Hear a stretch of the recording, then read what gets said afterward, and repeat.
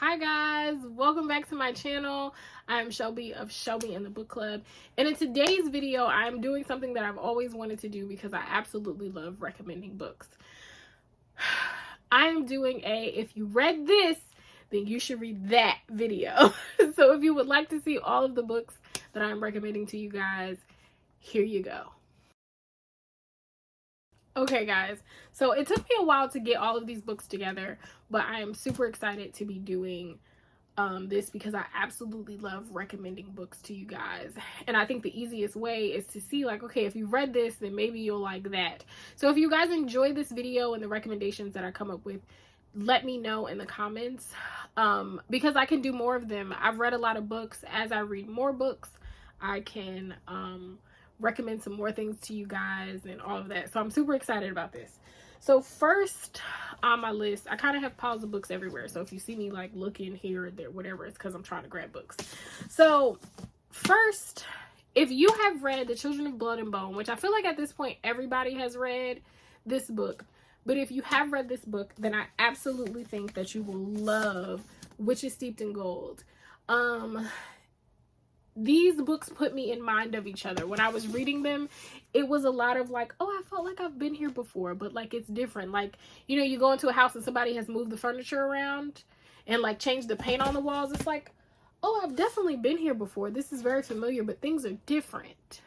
That's the vibes that I get from those books. The magic systems are similar, and they are both stories about a falling like royal system, let's say. Yeah, I think that's a good way to put it, like a failing royal system. Children of Blood and Bone has a little bit more romance in it than, well, maybe no, they both have a little bit of romance, like the same amount of romance in it, maybe, now that I'm thinking about it. But if you like Children of Blood and Bone, you'll definitely like the Witches Steeped in Gold series. They're both series. The Witches Steeped in Gold, the second book comes out sometime this year, I believe. Next, you may or may not have seen my review of The Stationery Shop by Marjane Kamali, the book that made me cry. While I was talking about this book, I mentioned a book named Aria. This is a romance. It is about a couple that fell in love when they were teenagers, and then something happened and they don't see each other for like 60 years later. That's all I'm gonna tell you. My review is a few videos before this one. And it talks about also the political climate in Iran at the time when they were teenagers, which was in 1953. And a lot of that put me in the mind of Aria by Nazine Hozar. This is an amazing book. They are different, whereas this isn't necessarily a romance, whereas it is a saga and it follows one girl through her entire life. But the reason that I'd say if you enjoyed this, you'll enjoy this one because it takes place in the same time, so it gives you the historical fiction vibes, but it also goes a little bit more in depth about the cultural climate of Iran in the 1950s and just different things that the main character in Aria goes through. So if you read Aria, you'll like this. If you read this, I think you'll really enjoy Aria, especially if you like historical fiction. That's important too. Next, we have two of my very favorite books. So if you have read The Water Dancer by Ta-Nehisi Coates, which if you have not read this, what are you waiting for? What are you waiting for? You need to read this. I don't know what you're waiting for. You need to read it. It is historical fiction meets sci-fi, meets magical realism, right? Which I think is really, really cool. It's considered fantasy, but it's also historical fiction. So young Harem Walker is born into bondage. When his mother was sold away, Harem was robbed of all memory of her, but was gifted with a mysterious power. Years later, when Harem almost drowns in a river. That same power saves his life. This brush with death births an urgency in Hiram, and a daring scheme to escape from the only home he's ever known. So begins an unexpected journey that takes Hiram from the corrupt grandeur of Virginia's proud plantations to desperate cells in the wild wilderness, from the coffin of the deep south to the dangerous idealistic movements in the north. Even as he's enlisted in the underground war between slaves and the enslaved, Hiram's resolve to rescue the family he left behind endures. This is a dramatic story of an atrocity inflicted on generations of women, men, and children, the violent and capricious separation of families, and the war they waged to simply make lives with the people they loved. Written by one of the world's most exciting thinkers and writers, The Water Dancer is a propulsive, transcendent work that restores the humanity of those from whom everything was stolen. I know that reading works about slavery can be hard, but this is like a top 10 book for me.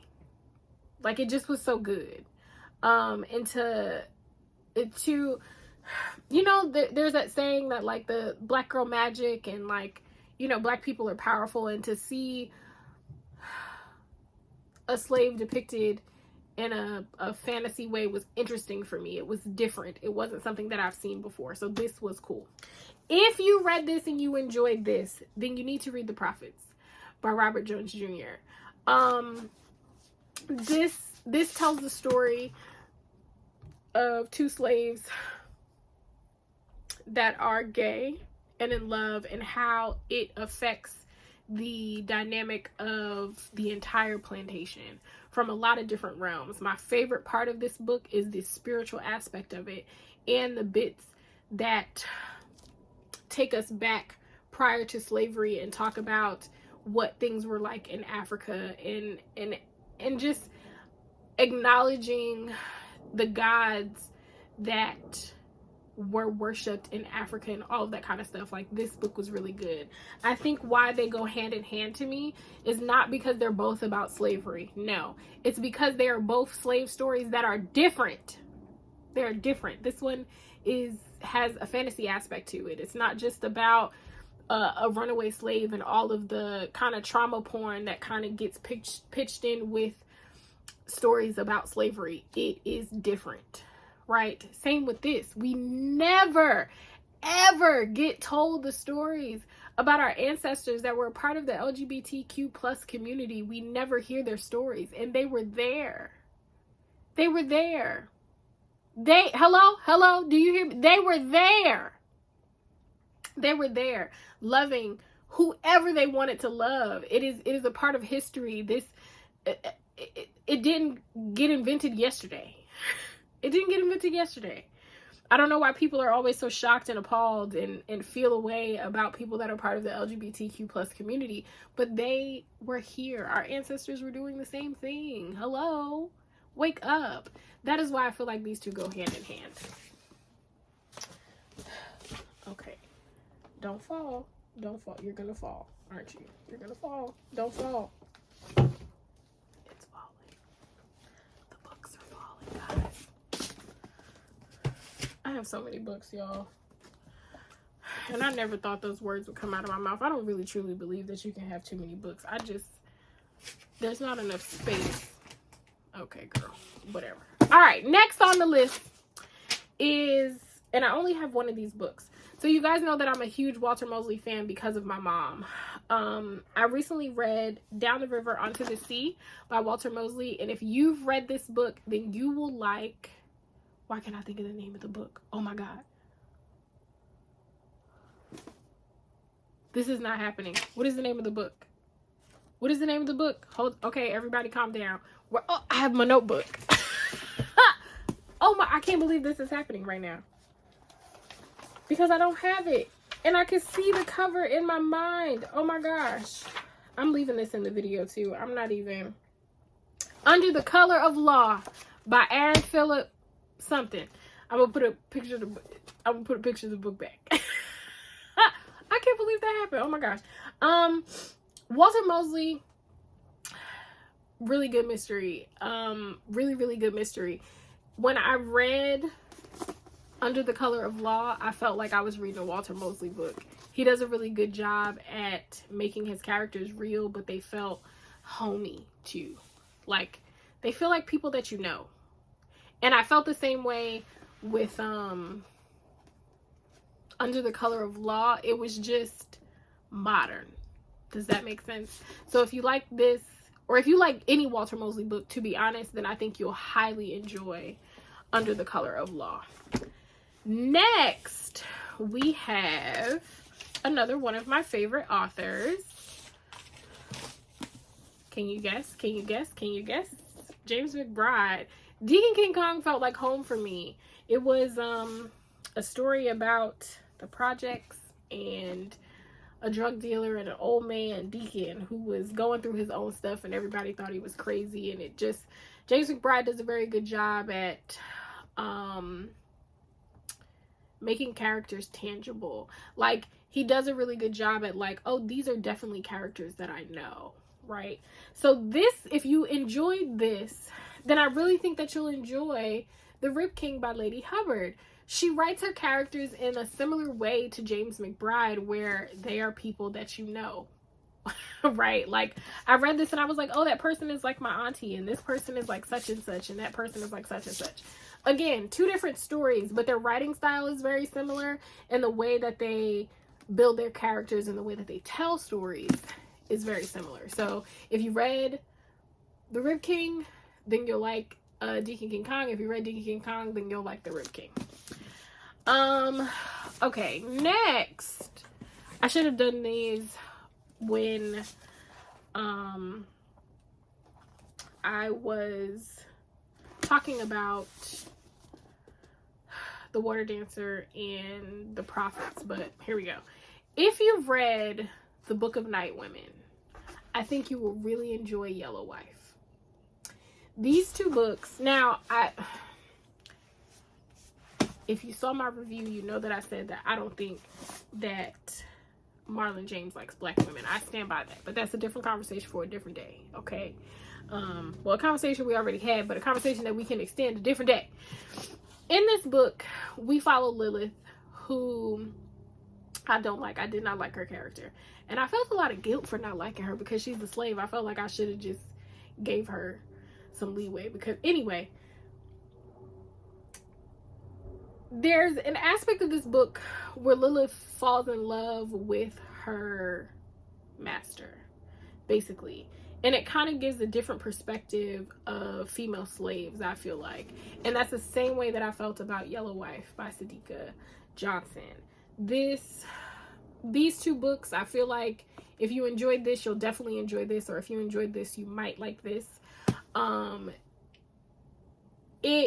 This was a very different portrayal of history and what we know of slavery.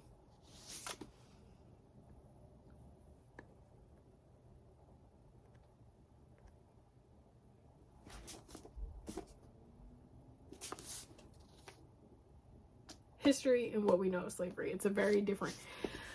Serious stop.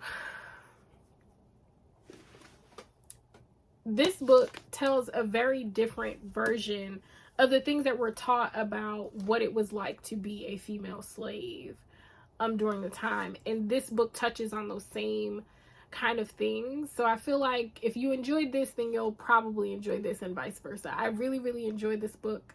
Again, a hard read, and you might find yourself angry most of the time, but that's what happens when you read about slavery. So it is what it is.